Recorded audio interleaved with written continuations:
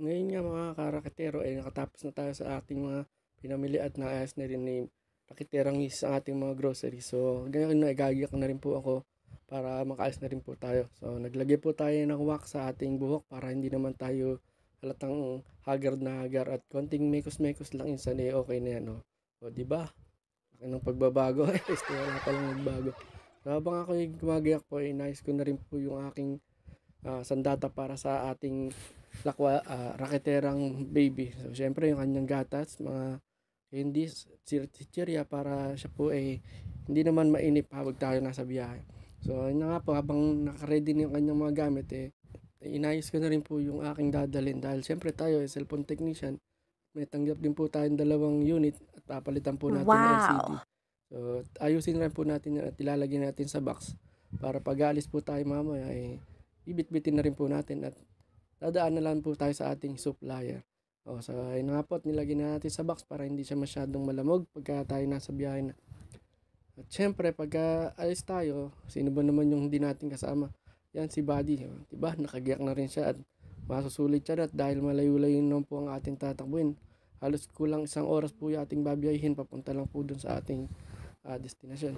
Syempre dahil malayo yung ating pupuntahan, kailangan tayo ay mag-ready. Kailangan mula Wow! ulo hanggang paa naka-ready. Mula ulo hanggang paa nakaayos na tayo para hindi naman po tayo masyadong mainitan sa ating pagbiyahe. Siyempre kailangan natin magkaroon ng supporter man lang sa init mula ulo hanggang paa. Meron tayong nakasuot. So ayun na nga at kami aalis na dyan mga karakatero at raketera. So halin na po tayo at sumama at medyo iinitin po tayo masyado sa daan.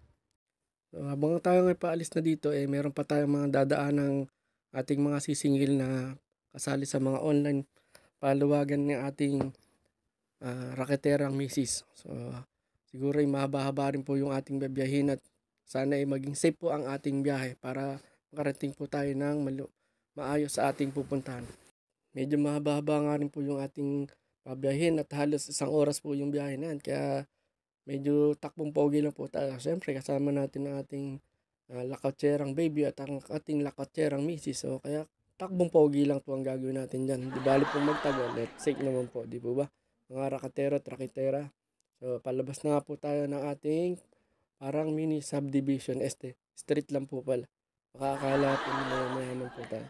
So may mga dadaanan pa nga po pala tayo mga sisingilin na kasali po sa paluwagan ng ating rakiterang misis. Sa dami nga po ng aming dinaanan ay hindi ko na po nakuhang i-video lahat yung daan. Pagpunta nga natin dito sa bayan ng Gambandal, dito tayo maniningil pa Sobra ang traffic. Tingnan nyo, di po ba mga rakitera at rakitera? Kaliwat kanan na po halos yung traffic dito. Kaya anong oras pa po tayo makakarating sa Kabanatuan yan? Pagka ganito ng ganito ang ating dadaanan. Kahit saan na po yata talaga tayo mapadpad, sobrang traffic na kaya tiis-tiis na lang tayo mga karakitero at rakitera. Makakarating din po tayo paunti-unti na sa ating pupuntaan. At least safe na lang po tayo at hindi po mark. Yan na nga po yung ating munting rakitera. Pinakatulog na hanggang sa makarating po kami dito sa aming pupuntahan. So halina po kayo at punta muna tayo sa ating unang destination. Ito po ay bibili po tayo ng gold na pampasahod ng aking rakiterang misis. Siyempre at andito na tayo sa ating destination papakita ko po sa inyo kung gaano kaganda yung mga gold na nabibili dito. Ang gusto niyo pong malaman kung saan to at kung gusto niyo makasali sa online paluwagan ng aking misis na rakitera, mag-PM lang po kayo at isasali po namin kayo. So ayun na nga, nakita niyo naman ang aking rakiterang baby. Nasa mood na ngayon dahil may kinakain na siya. Yan po yung dala-dala natin kanina. Alam ko naman pong kailangan lagi siyang may baon para mawala yung kanyang topak, lalo na pagkagising. So ayun na nga, tapos na po kaming mamili ng aming pampasahod na gold at pupunta na tayo sa ating pangalawang destination. Bibili naman po tayo ng LCD na para gawin ating unit. So andito na nga po tayo sa ating pangalawang destination at bibili po tayo dito ng LCD para sa tanggap po natin.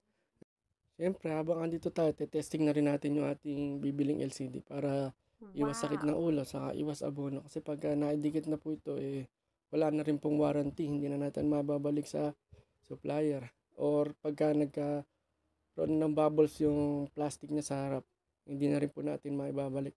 So habang andito po tayo, kailangan check na natin mabuti kung working ba lahat yung letters niya or nag-auto touch kasi yun po yung kadalasang problema sa mga replacement na LCD.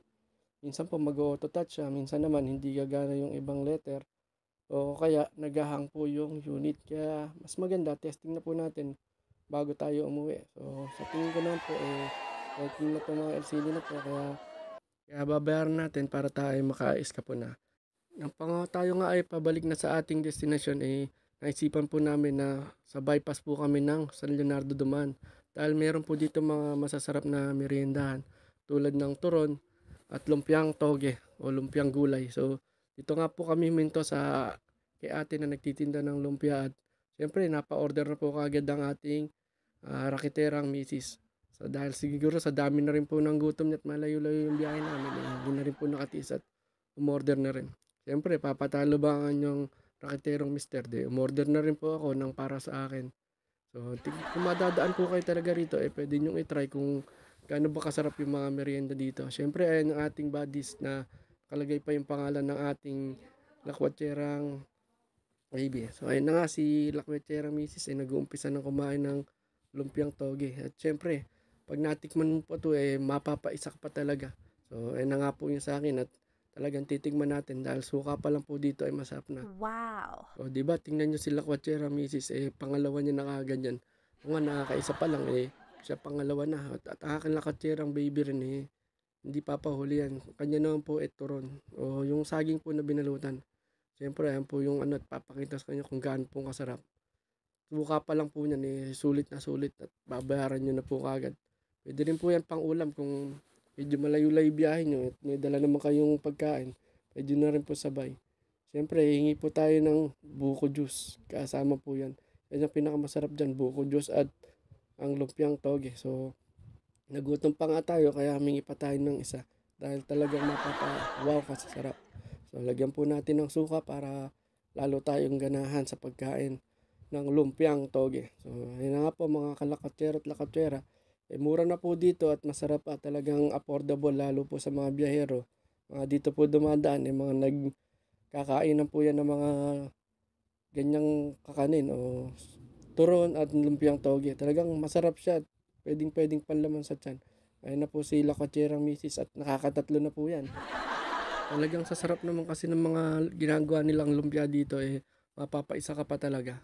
So syempre tayo magpapahuli pa ba? Order pa ulit tayo ng isa dyan. Ate, bigyan mo pa nga ako ulit na isa. At tingnan nyo naman na ating lakatsera ang baby. Meron din siyang sarili. Napaupo pa po siya sa isang tabi at mukhang maraming gutom na rin yung inabot niya. Malayo po na biniyahe namin, itagtag po siya. O diba, ate, sabi ko, isa pa nga, hindi yata ako narinig kasi ni ate, kaya inulit ko na lang ulit. So ayan, nilagay ko na nga sa cup at nalagyan ulit natin ng suka. Halos maubos na nga namin yung suka dyan. Tingnan nyo naman sila kotserang misis. Tingnan nyo sa sobrang sarap, na-vlog pa yung yata niya. Binibidyo pa, may kausap po siya at pinakikita kung gaano kasarap yung mga lumpia dito. So ayan, yoyaki-yaki pa yung aming lakatserang baby. Dahil nasarapan din yata sa kanyang turon. So ayun na nga mga rakitero at rakitera. Malapit na naman po tayong bumatchit. Bibiyahe pa po tayo ng malayo-layot. Halos kalahating oras pa yung ating bibiyahihin. So kailangan nating magmadaling kumain at baka tayo gabihin sa daan. So ayun na nga po at tayo alis na ulit at punta pa tayo ng Walter Mart Gapan. Doon po natin kasi ibibigay yung sasahuring gold ng kasali sa ating online paluwagan. Habang tayo nasa biyahe po, yun nga palang mga gustong sumali sa ating online paluwagan, mag-PM lang po kayo sa amin o mag-comment po dito sa ating video para send po namin sa inyo kung paano po yung inyong gagawin para makasali sa ating online paluwagan. Dahil kung hirap po kayo makaipon at gusto nyo namang makapag-invest kahit paunti-unti, pwede po kayo ditong sumali sa aming online paluwagan. So, andito na nga tayo sa Walter Mart Gapan at dito po natin hihintayin yung sasahod na halos taga rito lang naman din po sa Gapan. Kaso nga lang, medyo malayo po sa ating location. So, dito na lang po namin napag-isipan na mag-meet up. So, ilang minuto lang naman po kaming naghihintay. Dumating na rin po yung ating kausap. So, iabot na po natin yung kanilang gold na sasahurin sa online paluwagan. So, makikita niyo po si ate na sagad yung ngiti. Oh, hindi po ba? Kasi nga naman, hindi ka na mahihirapang mag-ipon. Kasi mahirap din po kasi bumili ng investment o gold pagka biglaan eh. Kung kasali ka sa paluwagan, paunti-unti lang po yung bibigay mo, makakapag-invest ka. Hindi masyadong bigat sa bulsa. So ayan, pauwi na nga po kami niyan at para hindi na kami abutan ng dilim sa daan dahil medyo gumagabi-gabi na po. Saglit lang naman po na yung biyahe dito sa amin pa mula Walter Mart hanggang pag-uwi ng bahay. Kaya ayan, palabas na po kami ng Walter Mart. Dahil nga traffic sa Bukana o sa pinakasentro, naisipan po namin mag-shortcut na lang. At dito na lang po kami dumaan sa irrigation o patubig po ang tawag sa amin. Shortcut po ito, pauwi po sa ating tinutuluyan, syempre. At syempre, pagka dito ka dumaan, mas masarap po dahil makakalanghap ka ng mga sariwang hangin. So, hanggang dito na lang. Salamat!